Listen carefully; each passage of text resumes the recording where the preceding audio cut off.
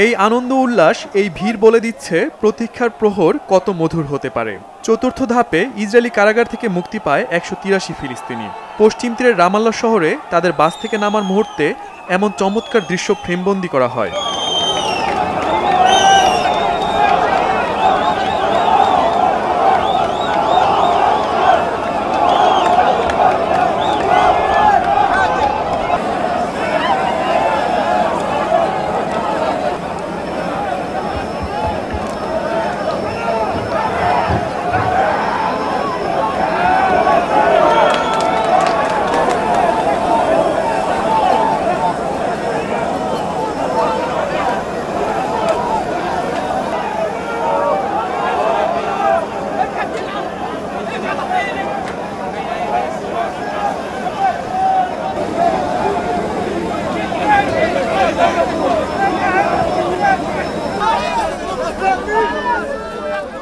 প্রিয়জনকে মুক্ত অবস্থায় দেখে আবেগপ্রবণ হয়ে পড়ে স্বজনরা।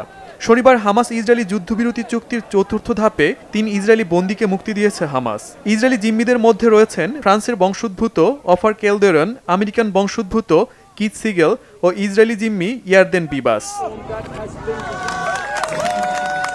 হামাস বলছে এই ১৫ মাস ইসরায়েলি জিম্মিদের সুস্থ রাখতে প্রয়োজনীয় সব ধরনের চেষ্টা অব্যাহত ছিল।